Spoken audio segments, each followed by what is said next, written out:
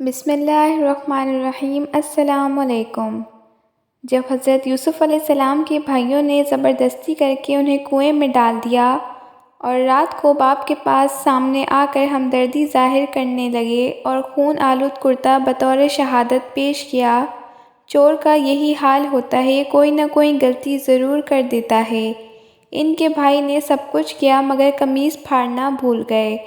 حضرت یعقوب علیہ السلام نے کرتا دیکھ کر کہا، خدا اس دکھ کو ٹال دے کیونکہ تم محال چیز پر مجھے یقین دلا رہے ہو۔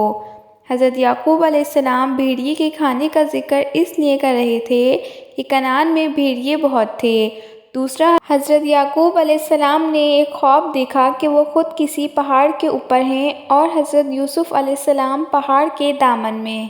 اچانک حضرت یوسف علیہ السلام کو 10 بھیڑیوں نے گھیر لیا اور ان پر حملہ کرنا چاہا مگر ان میں ایک بھیڑیے نے مدافعت کر کے بچا لیا۔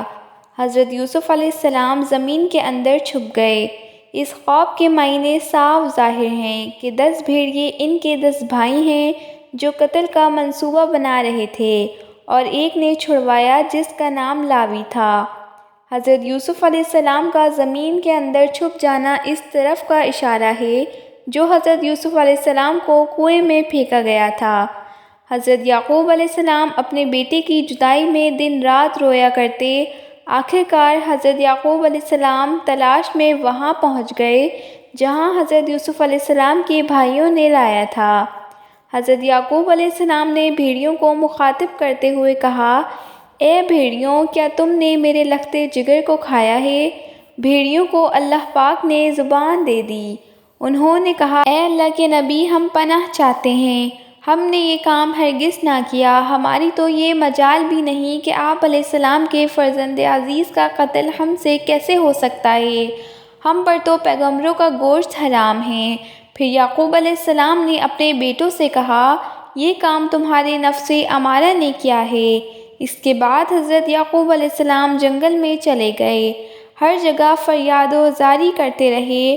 حضرت جبرائیل علیہ السلام تشریف لائے اور فرمایا، اے اللہ کے نبی، آپ کی فریاد و زاری سے آسمان کے فرشتے بھی رو رہے ہیں، اتنی بے صبری انبیاء کرام کے لیے مناسب نہیں۔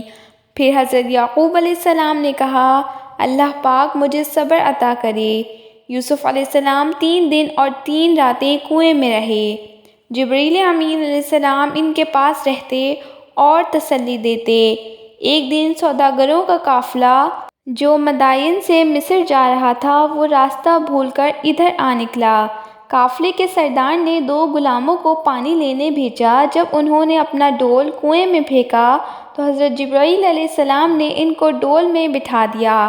غلاموں نے جب ڈول کھینچا تو دیکھا ڈول میں کافی خوبصورت بچہ بیٹھا ہے۔ ان کے منہ سے بے اختیار یہ کلمات نکل پڑے، واللہ یہ تو نورانی لڑکا ہے۔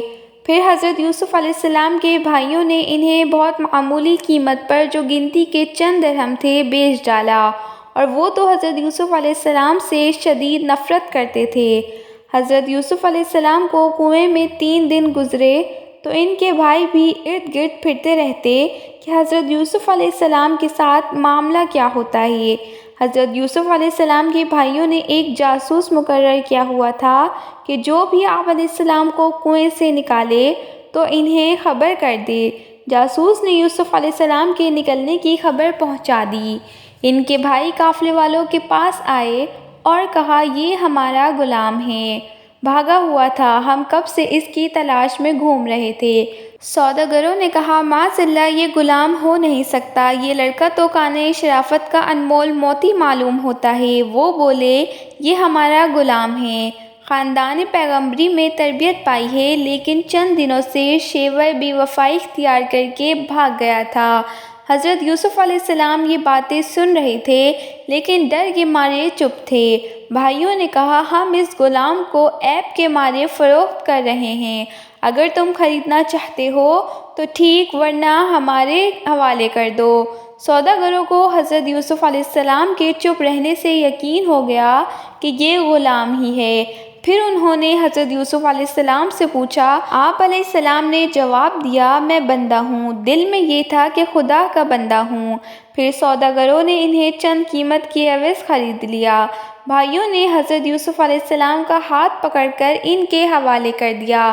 یوسف علیہ السلام کے بھائی شمعون نے ایک بیعت نامہ لکھا اور شرط لگائی کہ مصر تک آپ اس کو باندھ کر رکھو۔ حضرت یوسف علیہ السلام ان کی بے رحمی کو دیکھ کر رو رہے تھے۔ پھر سوداگروں نے حضرت یوسف علیہ السلام کو اونٹ پر بٹھا کر مصر کا راستہ اختیار کیا۔